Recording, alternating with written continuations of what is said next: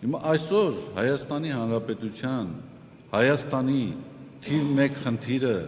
եկեղեցականների ինտիմ հարաբերությունները եւ եկեղեցականների ենթադրյալ երեխաներն են։ Եթե մենք այդ հարցերի սպառիչ պատասխանները ունենանք, մեր երկրի անվտանգությունը ավելի ամուր կդառնա,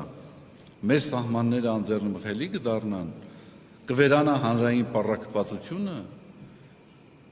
իհարկե ոչ, ուղղակի ակնհայտ է, որ այս խնդիրները հրապարակ են բերում խորացնելու համար հանրային պառակտումը, առողջ բանավեճ իրականացնելու անկարողությունը այս մարդկանց մղել է այսպիսի կեղտոտ ու անթույլատրելի դաշտ։ Ընդամենը այս են պատասխանը։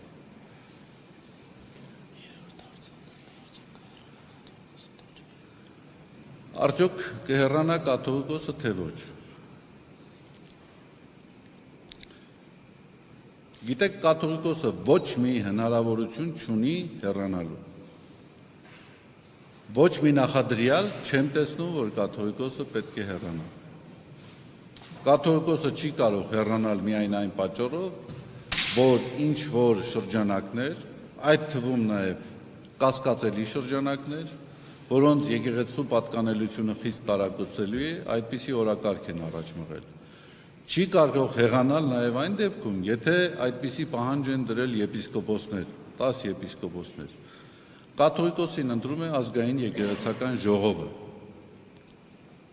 Եվ ազգային եկեղեցական ժողովի որոշումից դուրս կաթողիկոսի ցանկացած նման որոշում, որ ինքը պետք է հեռանա,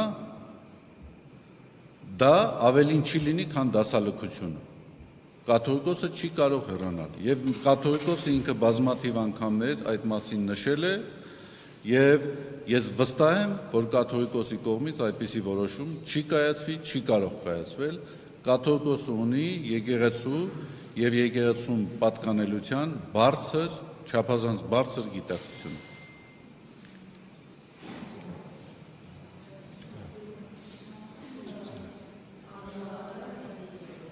Խնդրում եմ հերթականությունը պահենք, հա։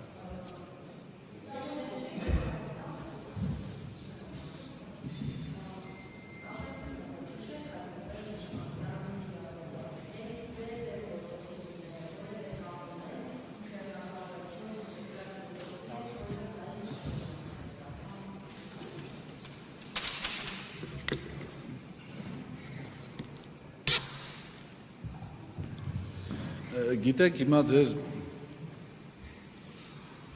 հարցին պատասխանելիս մտածում էի իսկ ինչ եք կարծում, ով պետք է հայտնվեր իշխանության թիրախում։ Նա, ով իշխանություններին գովերգում է, ասենք տարօրինակ չէր լինի, որ ասենք իշխանության թիրախում հայտնվեին մեր մտավորական, հոգևոր, հասարակական շրջանակի այնպիսի մարդիկ, ովքեր կուրծք պատռելով իշխանության քաղաքականությունն են գովերգում։ Ես կարծում եմ այդ հարցի պատասխանը շատ հստակ է։ Ես Ծիծեռնակաբերդի ելույթի հետ էլ չեմ կապում դա, ես չեմ կարծում, որ այնտեղ ինչ որ առանձնահատուկ շեշտադրումներ եմ արել, ես արել եմ այն, ինչին հավատում եմ, արել եմ դա դրանից առաջ, դրանից հետո եւ անելու եմ նաեւ սրանից հետո։ Իսկ ես դա շատ օրինաչափ եմ համարում, իշխանությունները պետքա թիրախավորեն բոլոր այն անձանց, ովքեր չեն կիսում իրենց քաղաքական գիծը